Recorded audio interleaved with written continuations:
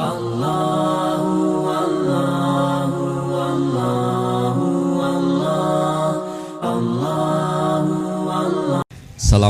warahmatullahi wabarakatuh.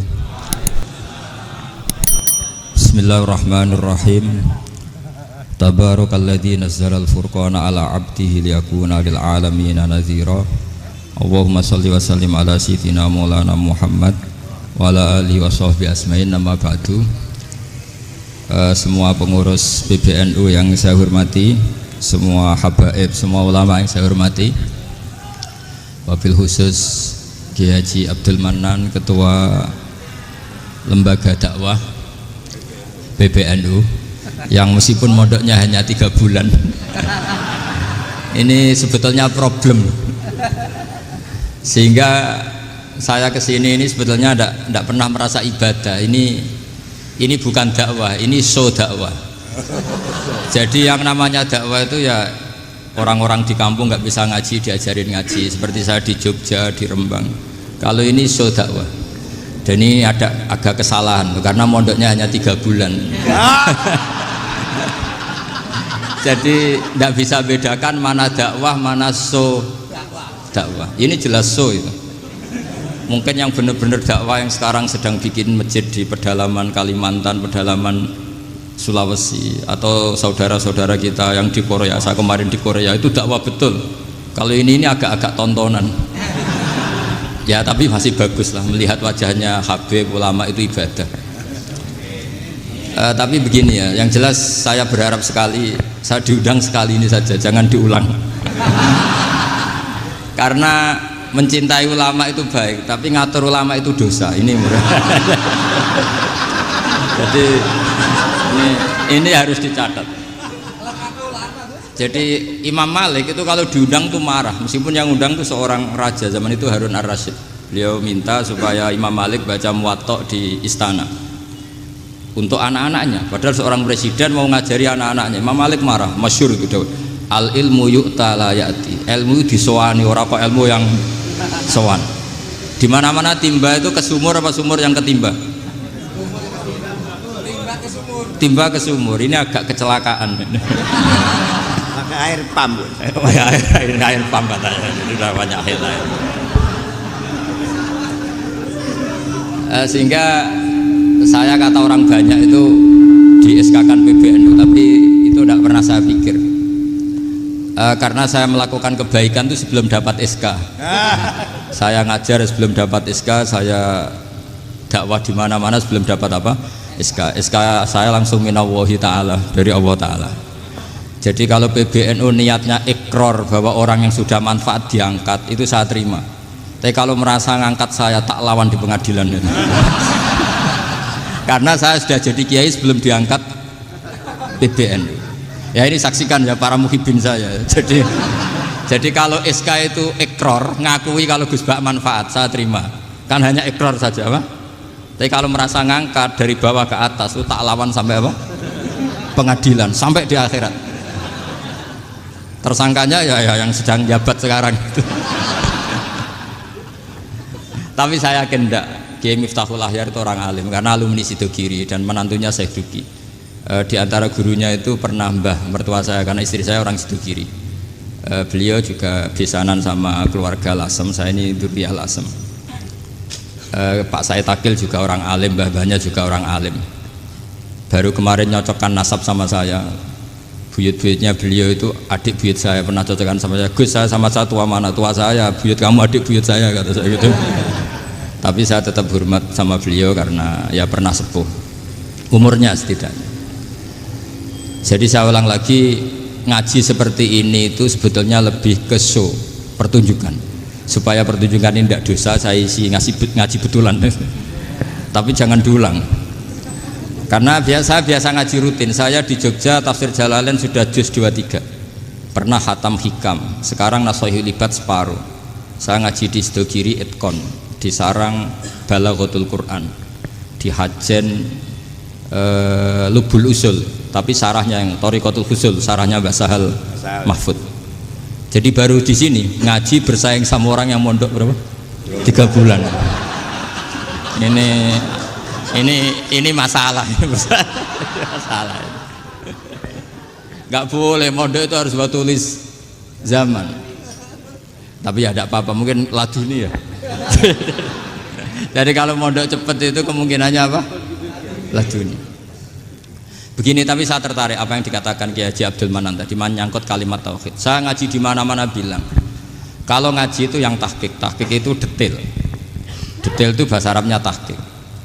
Jadi kita misalnya berpikir secara jernih, orang yang kafir 70 tahun itu pasti menjadi muslim karena melafadzkan la ilaha illallah. Dan itu bi ijma'il ulama. Semua ulama mengatakan demikian. Saya ulang lagi, itu bi ijma'il ulama. Karena mansus di Quran ada ayat kulil ladzina kafaru iyantahu yughfar lahum ma qad salaf. Kalau orang yang kafir 70 tahun bisa dihilangkan kekafirannya hanya dengan kalimat la ilaha illallah Muhammadur Rasulullah. Berarti kalimat ini statusnya apa? Penghilang kekafiran, apa? Penghilang kekafiran. Lalu ada kelompok yang mengatakan gara-gara kalimat la ilaha illallah dan pegang patok nisan itu orang menjadi kafir. Ini kan jadi paradok. Lafadz yang kita statuskan sebagai penghilang kekafiran dengan lafadz yang sama orang menjadi kafir. Itu nggak ketemu nalar. Mbok nalar paling apapun tetap nggak ketemu. Kecuali tadi ya dalilnya pokoknya ngotot tadi. Itu memang kacau itu. Tapi alhamdulillah mereka insya Allah ya sadar. Kamu jangan bayangkan mereka tidak sadar terus, berarti kamu doanya jelek. Bisa saja mereka sudah ingin sadar, berhubung digojlok ini terus nggak jadi sadar. Jadi jangan-jangan salah kita karena sering gojlok sehingga yang mau sadar jadi tidak apa? Nggak sadar. Saya tadi jam 10 sampai setengah 2 masih ngajar di pondok saya ngajar tafsir, masih di Rembang sana saya. Terus saya ke Semarang, Delalah Muyassar. Ya mungkin agak-agak keramat, jadi tetap jam 3:4 saya bisa ketemu Habib Umar Hafid.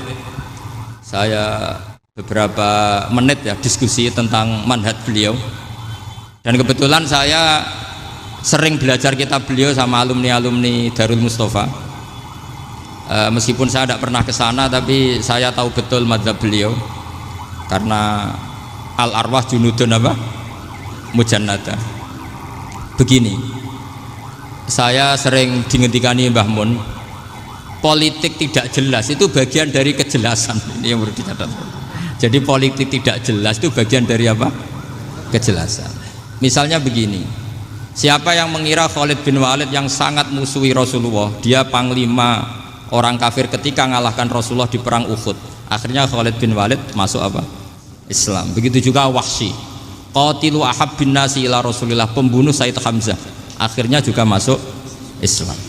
Begitu juga Abu Sufyan, dia pemimpin besar kafir Mekah ketika perang Badar, ketika perang Khandaq, akhirnya juga Islam dan menjadi mertua Rasulullah Shallallahu Alaihi Wasallam. Dari fakta ini kemudian banyak ulama alim yang ngambil sikap itu ya coro Jawa itu anggang-anggang. Anggang-anggang itu nggak tegas, tapi nggak tegas dari rumusan ilmu yang detail. Saya ulang lagi, nggak tegas tapi dari rumusan ilmu yang apa?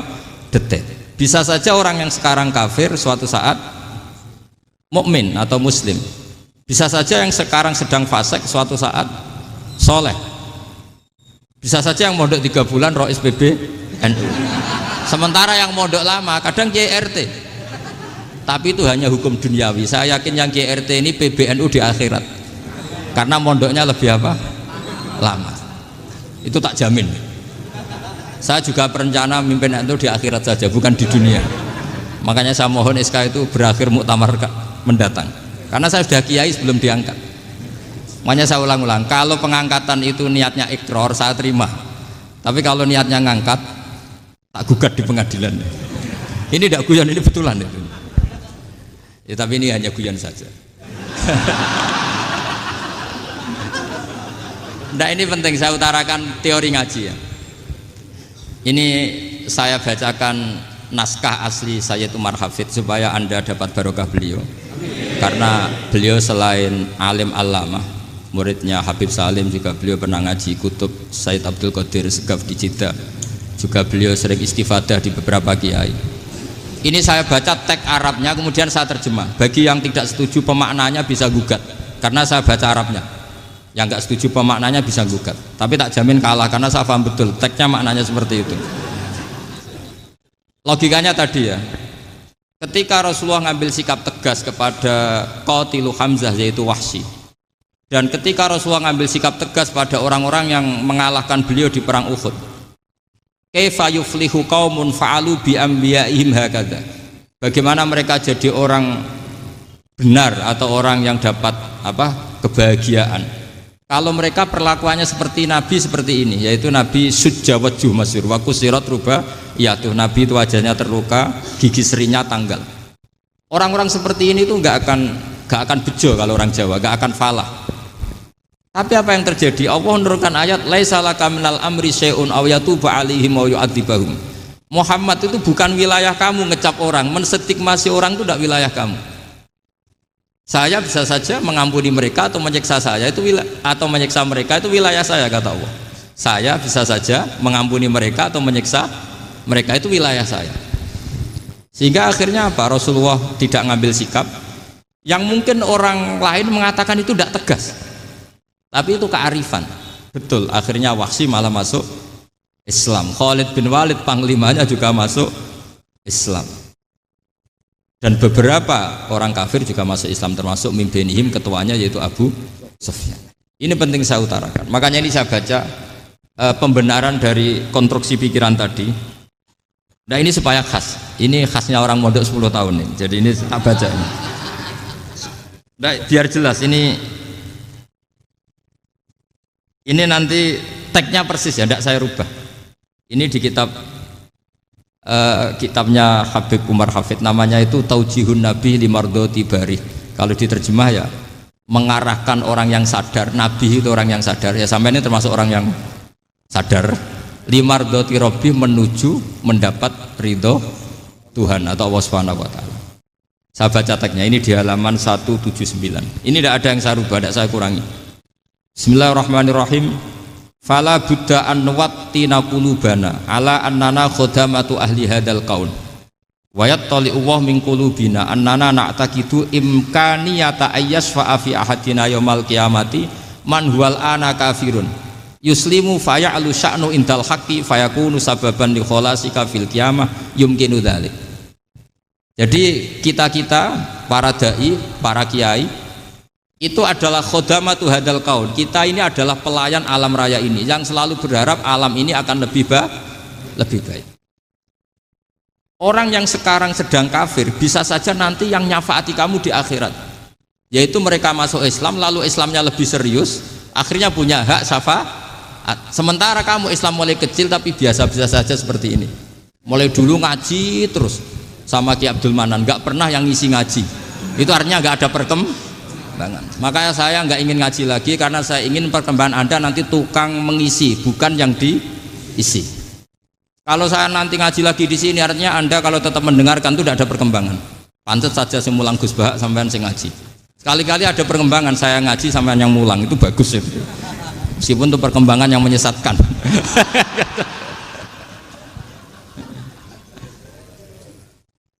Ini penting saya utarakan. Ini dawuhnya Said Umar ya. Orang yang sekarang sedang kafir bisa saja orang ini nanti nyafaati kamu, yaitu beliau orang ini Islam, kemudian Islamnya serius, maka punya hak syafaat. Sementara kamu Islamnya biasa-biasa saja. Itu masyhur kayak Sayyidina Umar. Sayyidina Umar Islam di hari itu langsung makomnya makom yang a'la, sehingga mengalahkan yang sudah Islam lebih lama. Karena Islamnya Umar itu menjadi izzatul Islam betul. Makanya jangan benci orang tegas teman-teman, kadang ya ada baiknya. Abu Bakar itu sudah Islam tapi layinal janib, orangnya santun. Kalau dipisai orang yang menengahi lah kira-kira seperti itu. Begitu juga Bilal, Ammar, Suhaib. Singkat cerita, Rasulullah itu sering dibully ya, sering disiksa orang-orang kafir. Rasulullah berharap, wah kalau yang Islam gini terus repot. Melihat Umar ini petarung di pasar Uka, dia dapat uang itu kalau tarung, menangan. Kata Rasulullah, kalau ini yang Islam ya bagus. Beliau berdoa, Allahumma aizal Islam bi Umar. Itu kira-kira 2 hari dari doa beliau, Umar masuk Islam. Itu pertama masuk Islam itu orang-orang kafir diparani. Kalau kamu ganggu Rasulullah Muhammad tak bunuh. Semenjak itu orang kafir yang gentenan sembunyi. Sehingga kata para mereka yang Islam selalu jaya mut aslama Umar, ketika Umar masuk Islam. Itu dalam satu hari Islam itu Rasulullah sudah ngendikan Umar yang Islam sehari ini imannya kalau ditimbang separuh ahli dunia masih unggul sama Islamnya Umar. Nah, bisa saja seperti itu. Jadi saya minta sama teman-teman yang mencintai ilmu, tidak tegas itu bagian dari ketegasan dalam ilmiah, karena kita ini tidak mengendalikan dunia, tidak mengendalikan hidayat, hanya Allah piyambak yang ngasih apa? Hidayat. Maka sikap kita laisalaka minal amri syai'un aw yatuba alaihim aw yu'adzibahum. Rasulullah yang ahabbul khalqi ilallah saja tidak boleh tegas karena semuanya potensi itu ada. Cuma kita tegas dalam kebenaran saja, tapi nggak perlu tegas dalam mengawal kebenaran.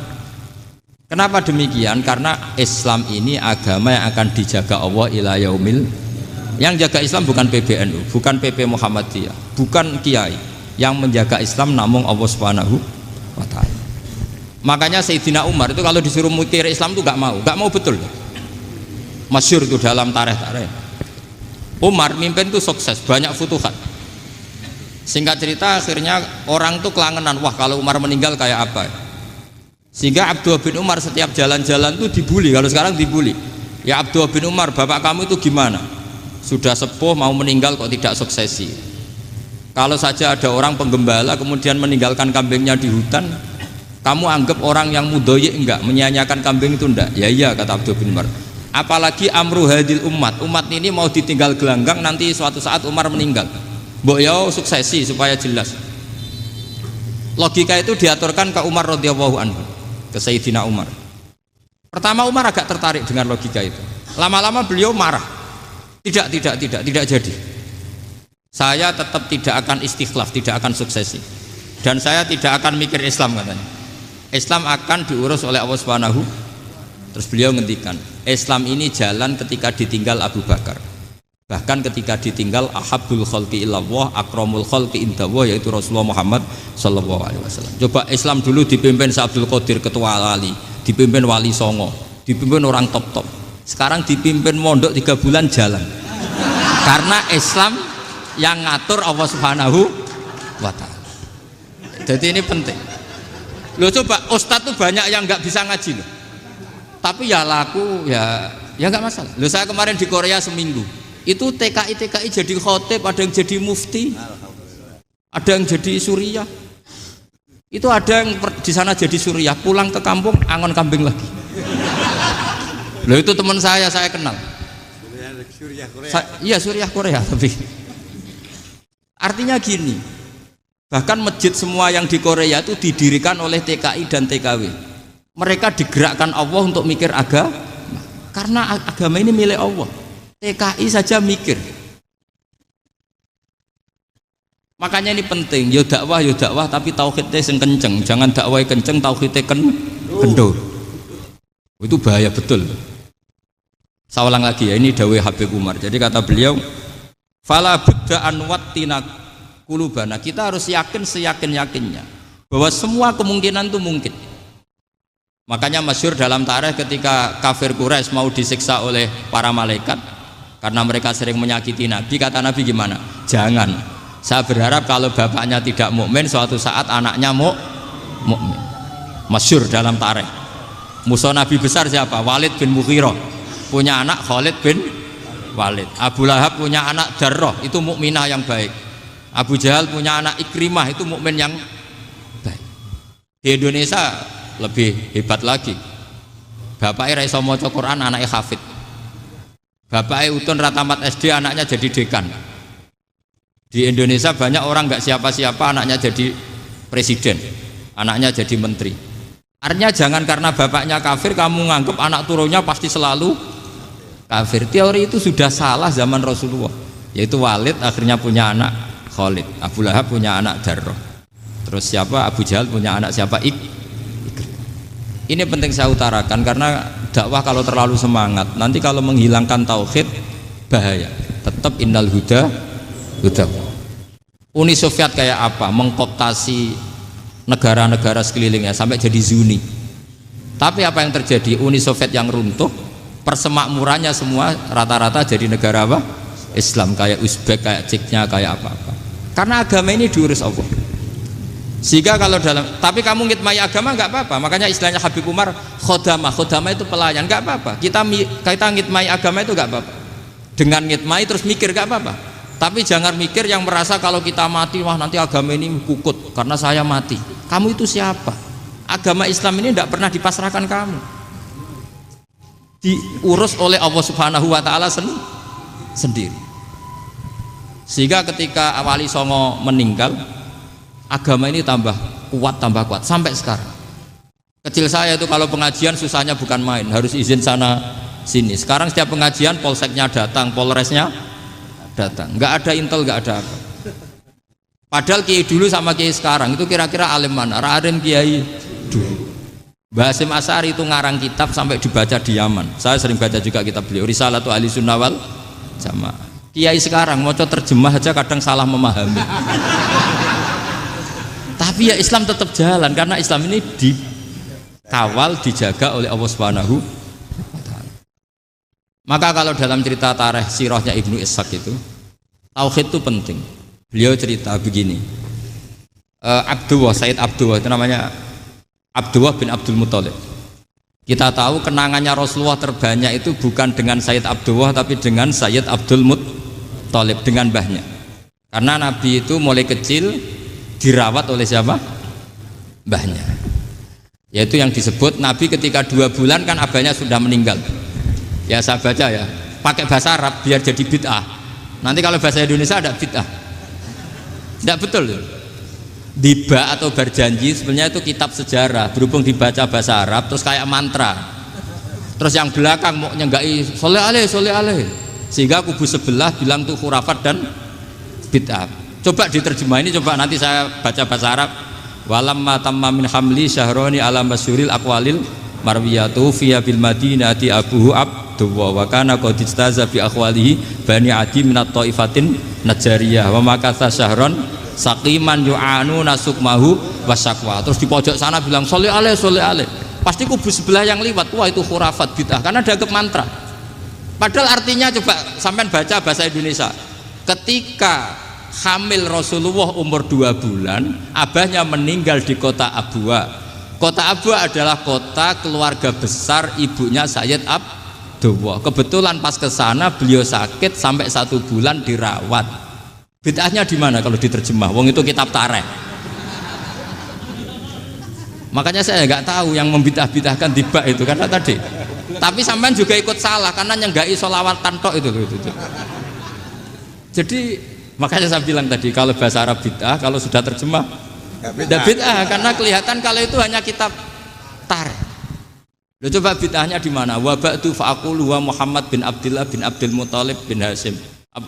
Itu kalau diterjemahkan, kamu harus tahu siapa nama Muhammad. Muhammad punya abah siapa? Rasulullah Muhammad Abdullah. Punya abah siapa? Abdul Mut. Punya abah siapa? Hasyim. Coba baca gitu di kubu sebelah. Oh iya. Berhubung kok baca bahasa Arab. Wa ba'du fa'aqulu wa Muhammad bin Abdullah bin Abdul Muthalib bin Hasyim. Jadi itu hanya salah baca saja. Maksudnya salah yang ngukumi, bukan salah yang baca, salah yang apa? Ngukumi. Sayyid Abdullah ini orang yang tauhidnya sangat kuat. Sayyid Abdul Muthalib lebih kuat lagi. Saya cerita sedikit betapa pentingnya tauhid. Ketika pasukan Abraha bawa pasukan gajah mau menyerang apa?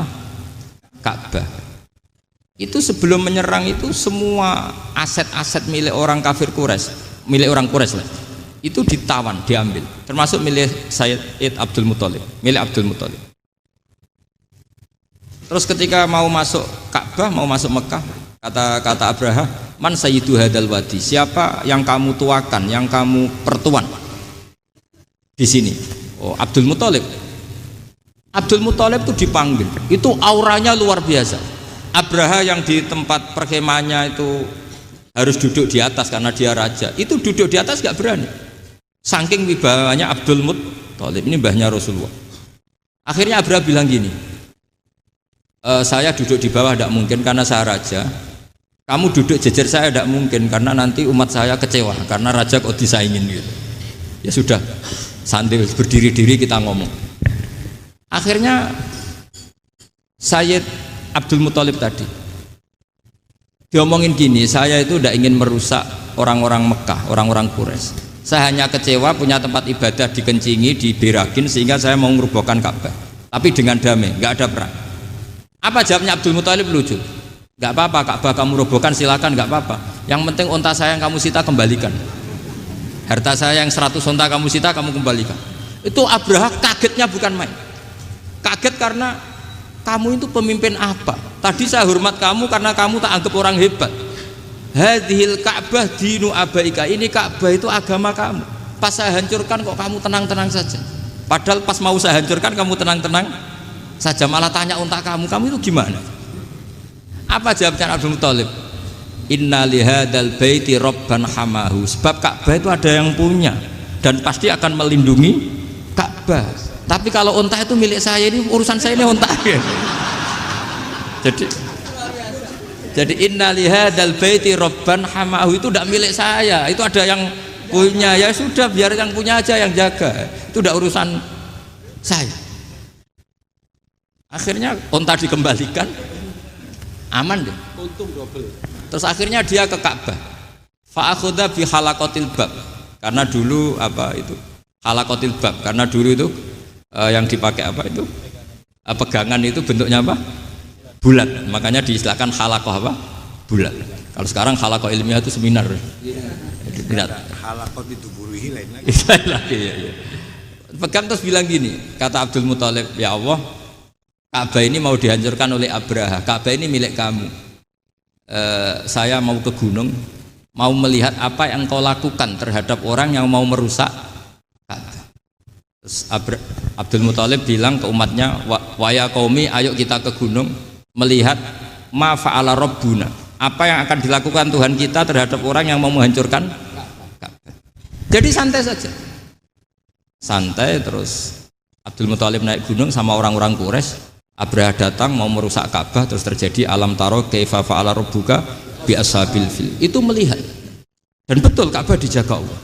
Islam juga gitu. Ketika Islam dikooptasi Uni Soviet, semua ulama, semua wali perasaannya hanya nunggu kehancuran Uni Soviet, karena pasti agama ini dijaga Allah. Saya setiap sholat, setiap munajat, ketika baca Rabbana lakal hamdu bil samawati wa mil'ul ardi. Dulu saya iskal itu janggal. Ya Allah, engkau zat yang layak dipuji, yang pujian itu memenuhi langit dan bumi. Pikiran saya kalau bumi ateis itu mujinya kayak apa? Tapi Masya Allah, ketika saya datang di Korea, bumi ateis, ternyata di sana banyak masjid, banyak tasbih, bahkan ada sakduna di sana. Karena Allah sudah ngendikan lakal hamdu mil'us samawati wa mil'ul ardi. Dan sekarang nyata, semua bumi ateis, bumi apa saja, ada tasbihnya, ada tahmidnya. Makanya sadaqallahul adzim ketika ngendikan sanurihim ayatina fil afaq walladzi arsala rasulahu bil huda dinil haqqi liyuzhirahu 'alad dini kulli. Makanya saya mohon sekali bahwa agama ini harus kamu khidmah, tapi enggak boleh kamu pikir. Atau dibaliklah, khidmah maka memikir. Tapi tidak usah GR bahwa agama ini diserahkan sampean. Saya juga agak ridho. Agama kok diurus orang-orang kayak gini, kayak apa nasibnya? Jadi ini penting, karena rata-rata kiai alim itu tidak jelas. Terus oleh orang-orang yang nggak pernah ngaji itu, wah ini nggak jelas, nggak tegas. Islam itu harus tegas. Maksudnya tegas itu kayak apa? Tegas itu di wilayah kita.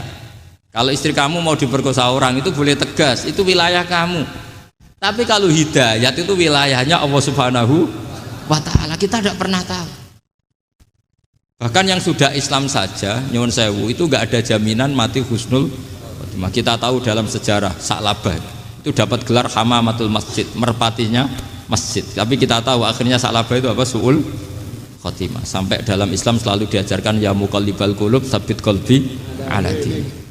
Jadi kalau kita sendiri saja masih ingin selalu husnul khotimah, agak ada ruang untuk mudah menvonis orang lain.